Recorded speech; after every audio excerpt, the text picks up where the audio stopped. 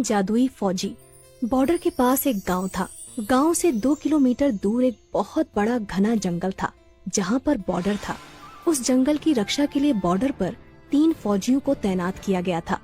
वो जंगल हजारों साल पुराना था। उस जंगल में बहुत ही खूंखार जानवर रहते थे। गांव वालों का मानना था कि जंगल की रक्षा स्वयं जंगल देवता करते हैं। वो तीनों फौजी दिन रात ड्यूटी करके बॉर्डर और जंगल की रक्षा करते थे। जंगल बहुत घना था, इसलिए हमेशा आतंकवादियों का खतरा बना रहता था। 3 फौजियों को बॉर्डर पर अलग अलग जगह तैनात किया गया था। वो तीनों पिछले 10 सालों से यहाँ पर ड्यूटी कर रहे थे। तीनों फौजियों की देशभक्ति और जंगल की रक्षा देखकर वन देवता बहुत प्रसन्न हो जाते हैं और एक दिन वन देवता अपनी वन देवी से कहते हैं, देवी, ये तीनों फौजी पिछले 10 सालों से हमारे जंगल की रक्षा कर रहे हैं।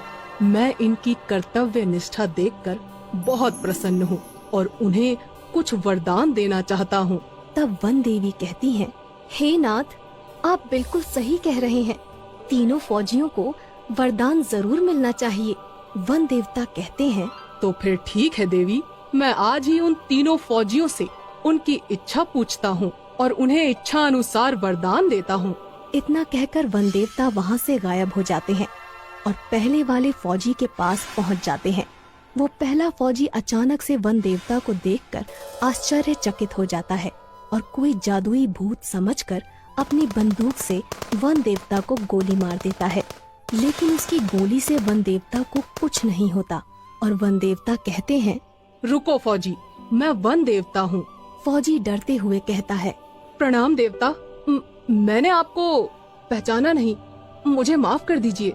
तब वन देवता कहते हैं, कोई बात नहीं फौजी, तुम पिछले 10 सालों से लगातार इस जंगल की रक्षा कर रहे हो।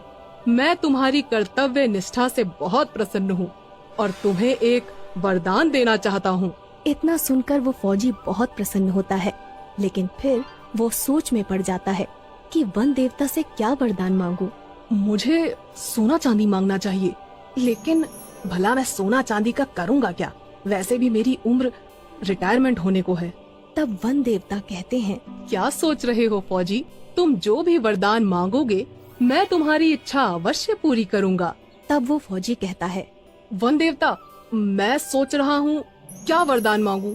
तब वन देवता कहते हैं, मुझे कोई जल्दी नहीं है, तुम चाहो तो अच्छी तरह से सोचकर वरदान मांग सकते हो। तब तक के लिए मैं चलता हूँ। इतना कहकर वन देवता अंतर ध्यान हो जाते हैं।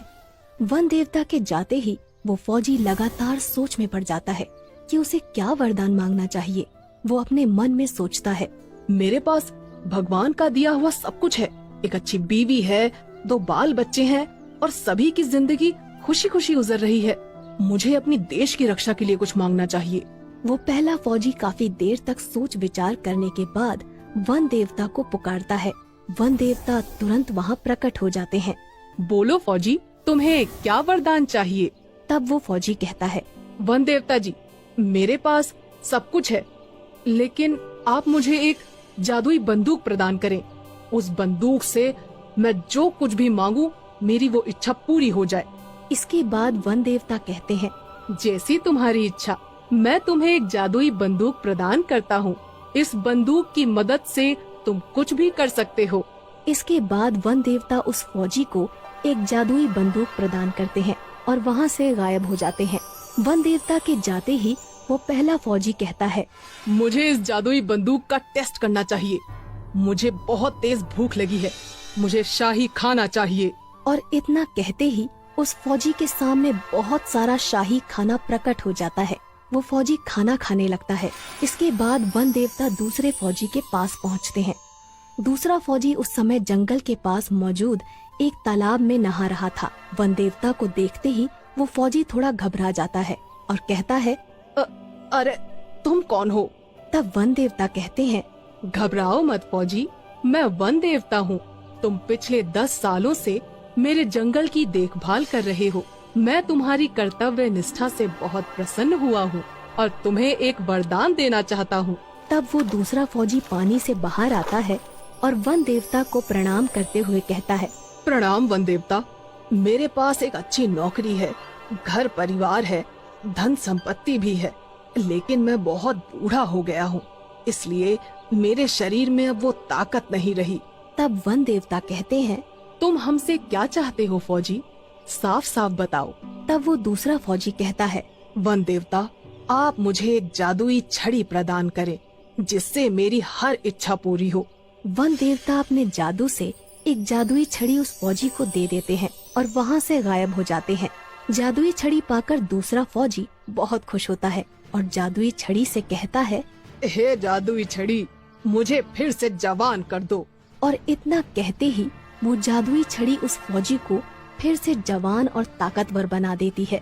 अपने ताकतवर शरीर को देखकर वो फौजी सब कुछ भूल जाता है और अहंकार में आकर जादुई छड़ी से कहता है, जादुई छड़ी, मेरे चारों तरफ बहुत सारे आतंकवादियों को खड़ा कर दो ताकि मैं सबको मार सकूं। इतना कहते ही उस फौजी के चारों तरफ बहुत सारे आतंकवादी प्रकट हो जाते हैं। फौजी अपनी बंदूक से एक आतंकवादी को गोली मार देता है, लेकिन इससे पहले कि वो फौजी सारे आतंकवादियों को गोली मारता, सभी आतंकवादी मिलकर उस फौजी पर गोलियां चलाने लगते हैं और उस फौजी की मौत हो जाती है। इसके बाद वन देवता तीसरे फौजी के पास पहुंच जाते हैं। इस समय तीसरा फौजी सो रहा था क्योंकि वो रात भर बॉर्डर पर ड्यूटी करता था। वन देवता उस तीसरे फौजी के सपने में आते हैं और कहते हैं, उठो फौजी, कुछ लोग जंगल में पेड़ काट रहे हैं, जाओ और जाकर उनको रोको। इतना सुनते ही वो तीसरा फौजी अचानक नींद से जाग जाता है, लेकिन उसे अपने आसपास कोई नहीं दिखाई देता। वो कहता है, कहीं मेरा सपना सच तो नहीं था, मुझे जंगल में जाकर देखना चाहिए। वो फौजी तुरंत अपनी बंदूक उठाकर अपने इलाके में छानबीन करने के लिए जंगल में निकल पड़ता है। तभी उसे सामने दो लोग पेड़ काटते हुए दिखाई देते हैं। फौजी चिल्लाकर कहता है, कौन हो तुम लोग और इस जंगल में आने की हिम्मत कैसे हुई? फौजी दौड़कर उन दोनों को पकड़ लेता है और कहता है, अगर आज के बाद तुम लोग इस जंगल में दिखाई दिए तो मैं तुम्हें पुलिस के हवाले कर दूंगा। इसके बाद वो दोनों आदमी वहाँ से भाग जाते हैं। तभी अचानक वन देवता वहाँ प्रकट हो जाते हैं। वाह फौजी वाह, तुम्हारी वजह से ये जंगल सुरक्षित है। मैं वन देवता हूँ और तुम्हारी कर्तव्य निष्ठा देखकर मैं तुम्हें एक वरदान देना चाहता हूँ। मांगो फौजी, तुम क्या मांगना चाहते हो?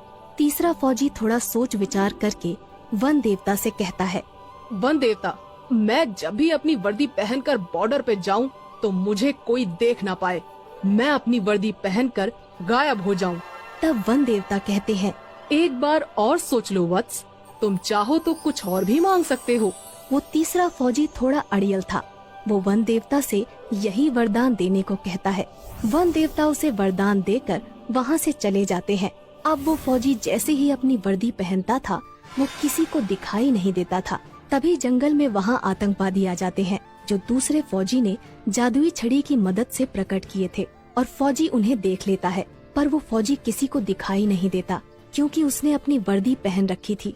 फौजी अपनी बंदूक उठाता है और एक एक करके सारे आतंकवादियों को मार देता है।